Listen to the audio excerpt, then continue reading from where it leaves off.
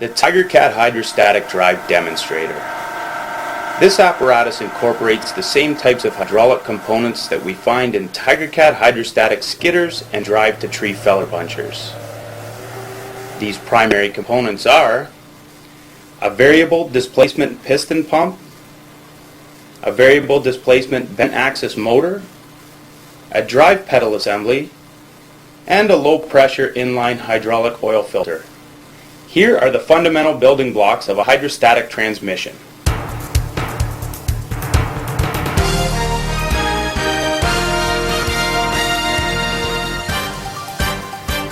We will see that the principles governing the function and control of the hydrostatic demonstrator are embodied in Tigercat's reliable and smooth-running skidders and wheeled feller bunchers. Now let's take a closer look at Tigercat's hydrostatic drive demonstrator. The hydrostatic demonstrator is fitted with a proportional double-pedal drive control valve. One pedal directs forward machine travel while the other directs reverse travel, exactly as we find in Tigercat skidders and wheeled feller bunchers. The foot pedal valve transmits hydraulic signals to the variable displacement hydraulic pump. The pump, in turn, is connected to the variable displacement hydraulic motor. An inline filter is included to clean oil as it recycles into the pump through the charged circuit. Finally, we have fitted a manually activated disc brake to simulate a load. As we apply the brake, we can see the internal components of the motor respond. This system, composed of hydraulic pump, motor, controls, and filtration element, is referred to as a hydrostatic transmission. All of the components are connected in a closed-loop hydraulic circuit. This means the oil in the system is constantly cycled from the pump to the motor and back again. We can compare this arrangement to an open-loop hydraulic system, where oil flows back to tank before re-entering the circuit. When pressing or releasing the foot pedal, we are altering the displacement of the hydraulic pump and motor. Displacement is the volume of oil that passes through the pump in a single revolution. This quantity of oil is measured in cubic units per revolution. When the operator presses the foot pedal, a hydraulic message is transmitted to the pump's internal controls. These controls set the angle or stroke of the pump's variable swash plate. The angle of the swash plate determines the displacement of the pump. Changing the swash plate angle alters the relative volumes of the pistons as the cylinder block rotates. As with any pump in a closed-loop system, our drive pump is equipped with a charge pump. The charge pump performs three essential functions in the hydrostatic system. It replaces oil lost to lubrication and internal leakage. It supplies pilot oil pressure for control purposes. And it cycles cooling oil through the main pump and motor. Recall that when pressure is applied to the control pedal, the swash plate strokes out of the neutral position by a few degrees. As the pedal is pressed further, the swash plate strokes to a greater degree, increasing the pump's displacement. This output flow is defined as displacement multiplied by revolutions per minute. We see from this mathematical expression that flow rate increases as displacement increases. On the Tigercat hydrostatic demonstrator, the pump reaches maximum displacement when the control pedal is depressed by about 1/3. The process is similar when traveling in reverse, except that the swash plate strokes in the opposite direction. We might now ask where the oil is going as it leaves the pump. Let's look at the hydrostatic demonstrator. We see that the oil is flowing from the pump to the motor. The motor converts this hydraulic energy into mechanical energy, which will drive the machine's wheels. On the demonstrator, a brake disc functions as our drive wheel. We mentioned earlier that the pump is at full stroke after the control pedal is pressed by approximately 1/3. But what about the final 2/3 of the pedal's range? The final 2/3 of foot pedal travel provide precise control of the drive motor displacement angle. Note that the hydraulic pump and motor function on the same principle of variable displacement. In both components, we vary displacement by changing the relative volumes of the pistons in the cylinder block while it is rotating. However, This effect is achieved differently in the motor than it is in the pump. In the case of the bent axis motor, we speak not of swash angle, but rather of displacement angle. This is because the bent axis motor does not actually contain a variable swash plate. Instead, we vary the displacement of the motor pistons by shifting the angle of the entire cylinder block relative to the motor shaft. To achieve this motion, the motor cylinder block is coupled to a lens plate. The lens plate rides on a cradle machined into the motor port plate, which is bolted to the end of the motor case. As the lens plate rides back and forth on the cradle, the angle between the pistons and the motor shaft changes. The hydraulic motor displacement angle determines the speed and torque delivered to the drivetrain at a given level of engine horsepower. We can think of torque as a rotational force exerted on the drivetrain, or we can imagine it more simply as a twisting force placed on a bolt with a wrench.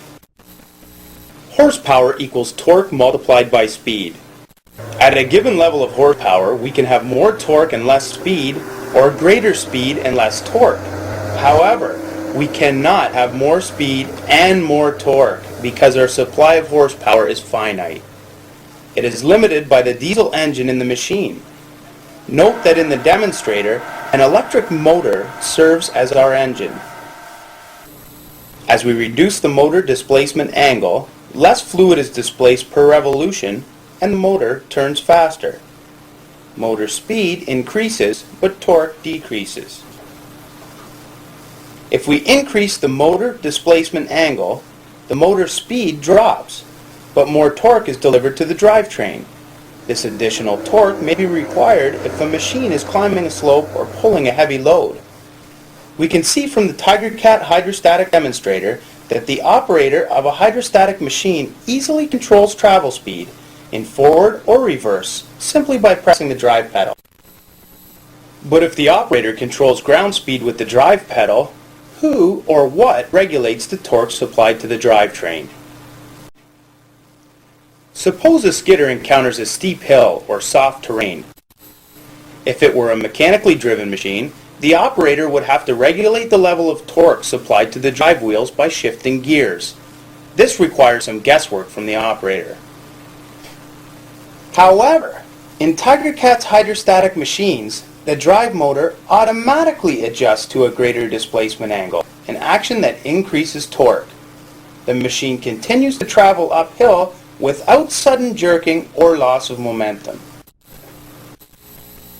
Should the machine crest a hill and proceed down a grade, the inherent dynamic braking effect of the hydrostatic drive eliminates the need for manual braking in most situations. The hydrostatic drive is protected at maximum load by the pressure override system. The pressure override allows high pressure to be maintained without damaging the components or generating excessive heat. Relief valves are included as a fast-acting safety feature should the pressure override not react quickly enough. Changing direction from forward to reverse can be performed instantaneously without damaging the drivetrain or transmission. In fact, both pedals can be pressed at once with no adverse effect. The long service life of hydrostatic components is dependent upon three major factors: the cleanliness of hydraulic fluid, this is ensured by regular filter changes, the use of proper hydraulic fluid, your service manual lists the recommended types and brands, and prevention of overheating. The machine must not be allowed to run at excessive hydraulic oil temperatures. Regular filter changes are critical to machine maintenance. From the outside, one oil filter looks much like any other. To determine the true quality of a filter, we must look inside. Lower quality filter elements are constructed of unsupported cellulose media. This is a flexible cardboard-like material. Cellulose filter surfaces are inconsistent at the microscopic level and tend to interrupt natural oil flow to an undesirable degree. And because the cellulose filter element is not supported with rigid material, a collapse and resulting flow blockage is possible. Tigercat's synthetic filters are designed to provide more efficient filtration than cellulose types. Unlike some of their counterparts, Tigercat filter elements are supported with a rigid mesh material, reducing the possibility of internal collapse and potential flow blockage. Choosing the best filter is extremely important. Low-quality filters actually increase oil contamination. Oil coolers and radiators should be well maintained to ensure that adequate heat exchange occurs. Radiators must be filled with proper coolant, not dirty water obtained from streams or ponds. Now that we understand how a hydrostatic transmission works, we are left with some practical questions. Why is a hydrostatic transmission useful? How does a hydrostatic drive make a more productive skidder? A hydrostatic machine is very easy to control and maneuver because the operator has an infinite range of speed ratios available. He can speed up, slow down, or change direction quickly and easily at the touch of a pedal. No gear shifting is required. This fine hydrostatic control reduces operator fatigue and makes logging safer. The hydrostatic machine runs smoothly uphill or through difficult terrain. When horsepower reaches a maximum, the drive motors adjust themselves to offer increased torque. This response prevents wheel spin, reduces sight disturbance, and increases tire life. A hydrostatic skidder is easy to operate and friendly to the environment. Machine travel stops automatically as the drive pedal is released. We refer to this effect as hydrostatic braking. Hydrostatic braking virtually eliminates the need for conventional brake maintenance and reduces the risk of freewheeling, an important safety consideration when operating around other equipment in the woods or at the landing site. Recall that wheel speed is controlled with the drive pedals. However, the engine runs at a constant throttle speed set by the operator regardless of wheel speed. Constant engine speed translates to longer engine and component life. Full hydraulic power is always available for all machine functions. The hydrostatic design permits flexibility in engine orientation since there is no mechanical drive shaft between the engine and drive motors. Unlike a mechanical drive shaft, hydraulic hoses are flexible. This flexibility allows the hydraulic motor to be situated anywhere in the machine. The Tigercat Hydrostatic Demonstrator. This simple device incorporates the fundamental components of a hydrostatic transmission: variable displacement pump and motor, control pedal and filter. These are the building blocks that help us achieve infinitely variable speed control, fine maneuverability, dynamic braking, maximum power across speed range, increased engine life, better layout and weight distribution, reduced sight disturbance, ease of serviceability. Hydrostatic drive technology, working for you in the woods. Tigercat, tough, reliable, productive.